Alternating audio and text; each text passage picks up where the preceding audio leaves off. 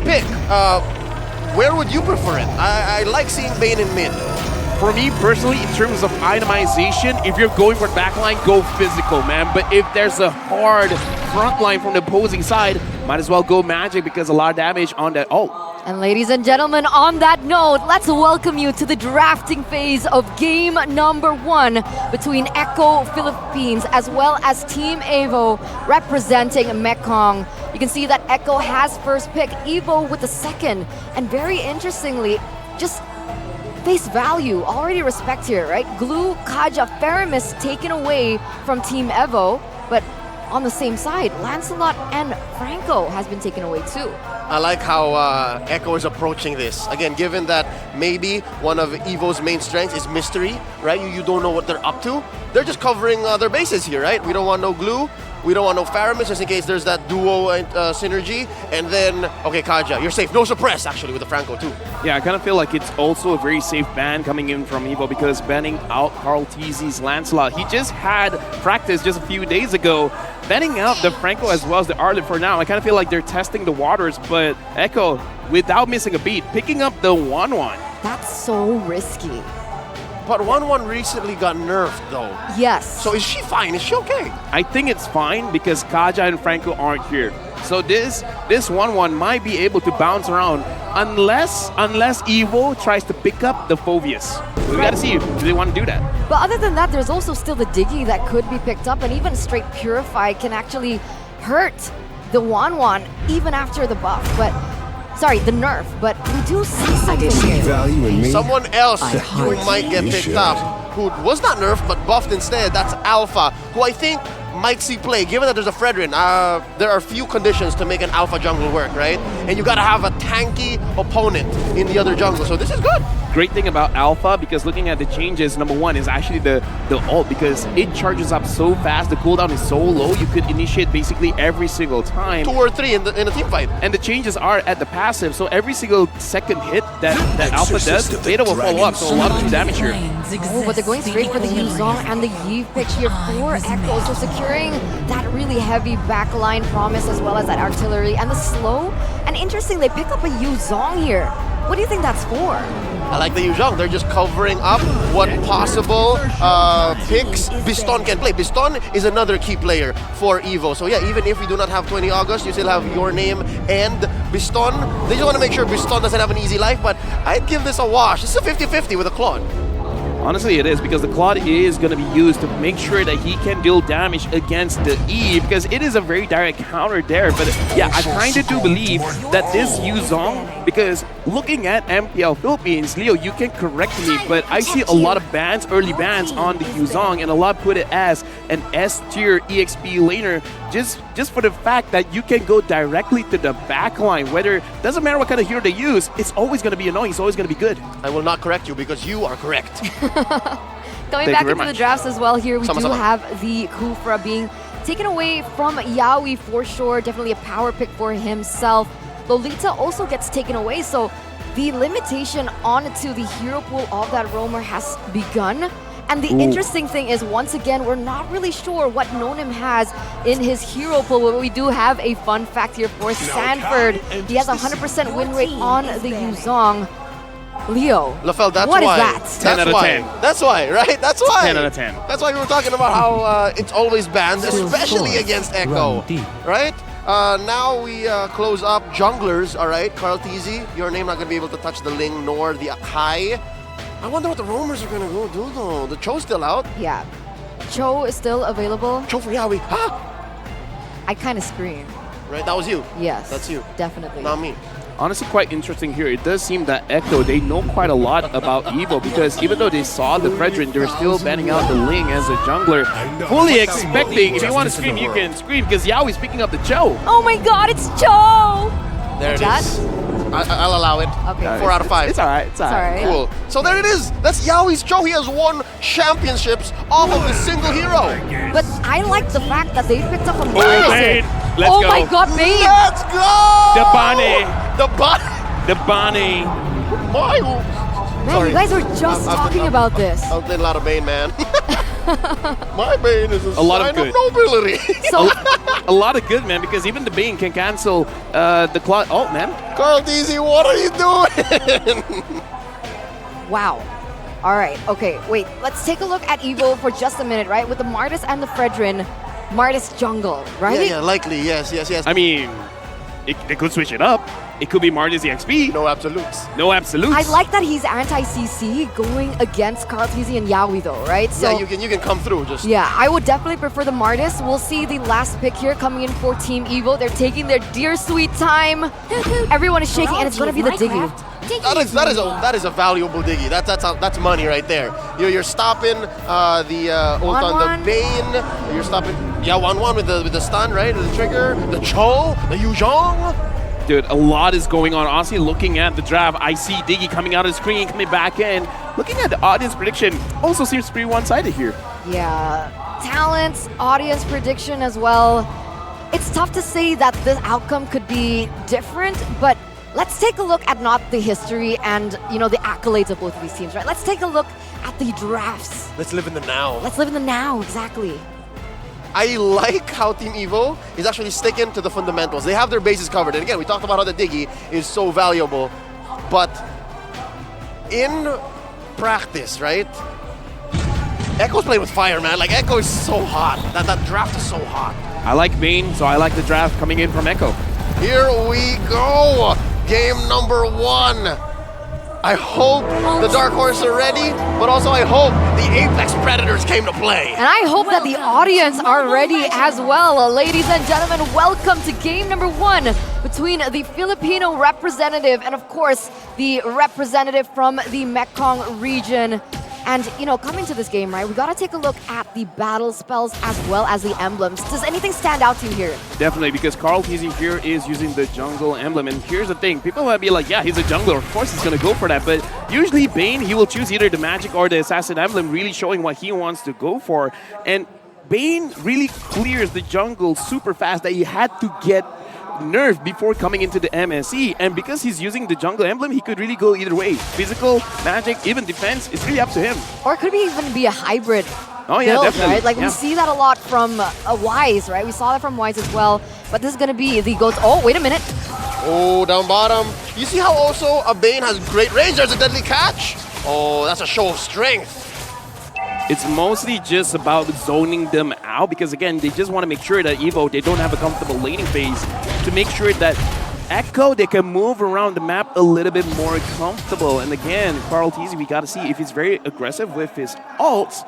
Honestly, I kind of feel like he's going for the damage on the bounce. He might go for a physical kind of build. Definitely a possibility here. Looking back into the lane matchups, right?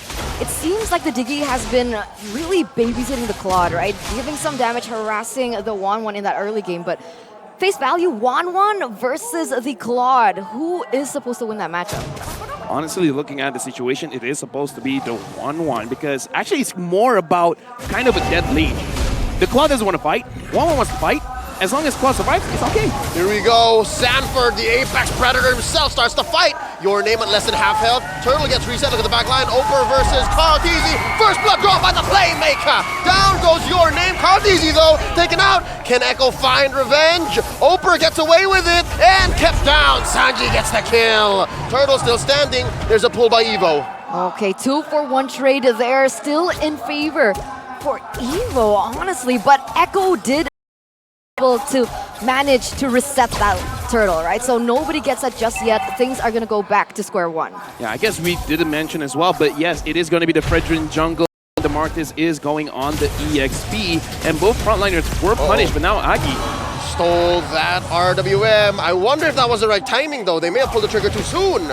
Right now, we can also see that the turtle has been pulled over to Echo side. Oh, watch out. Deadly catch. Carl DZ with the red tree. In comes Oper. Maybe too late. And now another fight. There was a kick onto Agi. He gets away. Oh, I think that was beautifully played, right? Really, really calculated there from the side of Echo as well. EVO tried their best, but in that moment, in the 5v5, with how much utility that Carl TZ has with his ultimate, it's a little bit too difficult maybe for them to go for a front end game. Carl DZ here, jungling very cleanly, and so far, Your Name staying to his side of the map. Down bottom, there's some action, 3v2. Yawi gets caught with the reverse time. Doesn't want to cross the threshold. He understands Benny's not ready yet. Yeah, again, looking at how they're rotating, they just want to make sure that EVO, they're not in their comfort zone. I kind of feel like this is more about putting pressure mentally than actually physically getting those kills. All right, but Corrosion already built there by Benny QT. Looking at the items here as well, we can definitely see a very big impact here because looking at the Claude has actually, never mind, the Claude actually has a gold advantage here. And looking at the Bane, looks like it is going to be, at least for now, focusing on the defense. Oh, up top. Doesn't mean much here. Oper versus Sanford. You see Sanford with the Shah Essence. Heals up, down bottom. There's a kick on the Numnim. Gets a few hits in. Sanji with the Void Crystal keeping him down with the RWM. Fails to pop the little owl baby man, and he gets away. All right. 4 minutes in, you can see, like you mentioned there, a lot of aggression here coming in from Echo as well. And I find this interesting, right? Oh, wait a minute. Oh, Benny wants to take to the skies. Doesn't get to it. Piston takes him down. Point blank. Blazing Duet. I gotta say, I guess that's just manipulation there because I think he thought that he could take a little bit more in terms of the turret shots and then he could rise up. And a kick here from Yawi. Could they find one on Agi? He's still alive, but only for a second more. Sanji gets a kill. And looks like it's not finished because here Carl Teasy might get caught. Carl gets put down. Oh, he gets away. Healed with the ale. Deadly catch. Down goes Your Name. Another kill for Sanji. And now they're just free to get the neutral objectives. And this is why I love Echo and how they play, right? The way they're able to just chain those events, going in for the kills, getting over those pickoffs from the side of EVO, and then going ahead and getting the neutral objectives, securing that for themselves, and of course, a healthy gold lead. Right now, I kind of don't like the movement coming in from EVO because it looks like even they're not entirely sure what they're really going for because they're kind of like moving by seeing what Echo is doing. They're not being proactive, they're being reactive. Yeah, and it's so evident here in mid because look, Echo is just making a play for this mid lane. Piston coming in, pre-firing the Blazing Duet. Oh, to his detriment, but they do clear the wave. EVO is still alive. Okay. Right? Echo has been playing just insane, but looking at the equipment coming in from Claude, right, from Biston in particular, does he have enough in his arsenal to play that aggressive? For now, definitely not yet. He definitely needs the golden staff. Doing him here, looks like he's gonna be fine. Maybe I'm speaking too soon. He's taking quite a lot of damage actually from Sanji. If anything, the real win is that they force the pop on the time's journey. They're not gonna be able to fight here a few seconds in. Look at Agi. He has the way of the dragon. No dice. It really looks like they're just buying their time. Kind of ironic because they have the Diggy, but it looks like they really want to make sure that everyone gets their items first and then try to fight it out.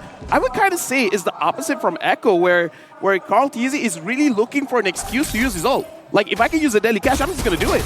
You're right. But right now here, Biston, once again, he's trying to, he's trying to equal the playing field, right? You can see that he's struggling, just trying to get the farm so he can play a little bit more because of that mid-game power spike that he so direly needs. But in the top lane, they try to get one over on Sanford, able to retreat underneath his turret. He survived, he's okay. And LaFell, just to build on what you said earlier, I think I agree with you because they're looking for a play, right? They go for the XP lane. They go for the one that actually can just get away with a Black Dragon form. Yeah, and I gotta say, that was kind of a big mistake because the way of the Dragon could have pulled him away from the safety of his own turret, but accidentally kicking him into safe arms. The turret doesn't have arms, but just, metaphorically. We get it. It's like family. Ohana. Oh, Carl Deasy here. Wants one early, Deadly Catch gets a shield for his team, and now Your Name in the middle of it all. Numinem on early time's journey. Oper getting caught in the real world manipulation. He's not gonna last long. Sanji gets another kill. 4-0 on this young mid laner from the Philippines. Now Agi, oh look at Kaltizi right in the middle of all of it. Agi making some space. Numinem and Your Name retreating underneath their tier 2. Tier 1 up top gets taken down by Sanford. Echo's just doing everything right? They read the opponents. They know exactly what EVO is trying to go for. They're able to secure and dominate over the neutral objectives. They go in for the kills as well. And it feels like EVO, they're pressured to play as aggressive. They're playing into the tempo of Echo, where I feel like they need to stop over-committing for these team fights. I don't know, I kind of feel like they're trying to play as safe as they can. It's good and bad, right? Because you're not taking unnecessary risk. At the same time, it comes to the question, and right now Opera actually building a little bit of sustain with the Bloodless Axe, which is going to be pretty good when he has a lot of, either a lot of defense or a lot of damage. But for now, I kind of feel like, at least for now, it's going to be a dead item. It's not going to help him out too much. Talking about items though, right? Golden Staff for the Claude. So maybe, do you think that's enough to change the game, to change how these teamfights have been going? I think it's the starting point. It's definitely, you have the damage, but again, the setup has to be there. Either EVO has to start something, or Echo has to make a mistake. The GOAT's final test. The first time CarlTeasy will be playing in MSC. Yeah, and that's just going to be the only title left for him to take for himself, right? He already has 2 MS series, now he's looking for the next M, but that being MSC. Let's see how far he goes with it. Already a 3,600 gold lead here for Echo in the 9th minute of the game, and it's looking detrimental here for EVO. Ooh, Yaoi finds a kick on Oper despite all of the bobbing and weaving, forcing out an RWM from Agility, stole away from Sanji. All this while, half of the Sansan duo actually keep his ult. So also watch out for Sanford down bottom in that one engagement, right? Echo forced back EVO, they only spent 1 ult. Yeah, but now that's actually information, right? Because now both of these teams are grouping in as 5. CarlTeasy here at level 13 with the Retribution. Does EVO have a chance to take it away? Oh, here comes Sanford coming in from the east, and Biston finding your name steal. This is level 1 Lord, forcing RWM out of Sanji. They're still breathing. Sanford, oh, helps get a kill. Biston serving it up to the GOAT. Now Numnim going out. Oh, CarlTeasy pushing them away with an Ale Blast. Oh, I gotta say, with all that's been done, Biston for a Lord, I take this trade. Honestly, that is a very good trade because, again, it's better than losing everything, right? At least you got the Lord, and now we can definitely see EVO. Okay, we see some action, we see some productivity, we see some proactive action coming in, and it is because the itemization, just like Eterna has asked just now, having the Golden Staff with the Demon Hunter Sword, it's kind of enough, but again, if they scale a little bit more, and if Biston can actually go in a little bit safer after this, there is hope. There's a breathing space for EVO. There's definitely hope, right? Because even in that previous Lord fight, all odds were stacked against EVO, right? Your name is how many levels behind CarlTeasy, and he still managed to get that under the nose of CarlTeasy, so that's incredible. And now, CarlTeasy, to answer our question in the early stage of the game, he's actually building for defense. So that's something that we can take note of. Interesting. We were wondering, magic, physical, hybrid, nay, sustain. So far. Interesting. I kind of feel I'm like taking notes. I kind of feel like he can do that because he really trusts his teams. Having Bandicoot as well as Sanford, being able to dish out the damage, and again, Sanji as well. So it's kind of like, he has said, instead of being like the playmaker, now he's like, you know what? I will follow the team. What do you guys need? I'm just gonna make sure you guys get it. Wow, I was gonna say, CarlTeasy bringing back Bane in the jungle like it's 2021. This is a different flavor. I'll have it. I'll take it. And so far, it's been a very quiet game. This is odd. Honestly, looking at how he's really forcing out all of the fights, all of his ults, just to make sure that they have a faster rotation, it is very interesting. Definitely take notes because a lot of people have been going for damage, but CarlTeasy is like, nah, fam. Honestly, the damage is enough. I just make sure that I can survive for long. Yeah, the utility from the ultimate, right? The Deadly Catch is already enough to kind of hinder whatever plan that EVO has. I don't know how, but they need to find a way to bait out the resources coming in from Echo before they commit to a team fight. I kind of feel like Opera has to be the black sheep here. He has to go in front, get everything, but Yaoi gets a kick. Oh, that's one. Agi is the first to fall. That is such an important role. You can't have your mid laner being out of a big 5v5. And now, Echo might just force the issue here. RWM pinning Numinum. Yaoi. Oh, wow, that's unfortunate timing. They could have really forced that mid push. Yeah, kind of, but, well, it seems like this is the result that we're going to take for now. 2,600 gold lead. It has shrunk from earlier, but right now, once again, both of these teams with the Lord on the way already, 3 seconds left. Seems like Echo has already begun to kind of set up for it. Beast on here trying to clear in that bottom lane. but that's information as well for Echo to maybe pull the trigger here right now. Oh, they're gonna rush this Lord unless EVO will oblige. There's a kick by Yowie, finds your name. Fredrin here at less than half health. Now a fifth, now an eighth, and down he goes. Easy gets the kill. That's no retry for EVO. Luminum goes down, popped by Benny Cutie. Oper trying to get one, doesn't get it. 2K for Big K, and that's already 3 outs. 2 members left. They won't even think about it. Echo making a straight play for the Lord, unless EVO, what's this? You want to push in mid? I kind of feel like they got to find something else because Echo, I don't know whether it is intentional or not, but they're actually making sure that they stagger the respawn time coming in from the team because Agi was about to spawn. That's when they tried to force a fight. Get someone and make sure that not all 5 members are alive at the very same time. Make sure that, okay, one's down, then we get 2, and then once they're about to get up, we're going to kill them as well. Oh, man. All right, okay, Biston's fine. Biston's okay. Close call. Yeah, we were talking about that, right? They need to find something else. They need to trade back, and I think that's what Biston is trying to do, right? Claude has a little bit more mobility than maybe the other members of the team. I would argue that Martis should be the one to do that, but taking a look at the instant replay right now, let's see what happened. The instant replay, honestly, they just feel like, okay, you know what? Right now, even though they're not really doing anything, so we might as well just engage and try our luck, because I kind of feel like for them themselves, they're like, we just have enough damage. Yeah, we just catch someone. Anyone. And how perfect is it that his first target was the one with the retribution? Now an RWM by Sanji. Finally locks in that tier 1 in mid. Agi answers back. Oh, EVO here. Still alive, still up. Keeping much of what they want to protect. They have one more turret out of their base, but Echo has a Luminous Lord. I would argue that EVO should be able to have the high ground to defend it, but compared to Echo... Your name gets kicked out of the way, he survives! But Lord does trample through. Look at Sanford. Oh, deep behind enemy territory. Oper walks out. Biston takes quite a bit of damage from Sanford. He did pop his petrify. Down goes Agi. Sanji coming in. Didn't have to spend his retry, rather his flicker. Probably he spent his retry though, trying to slow him down.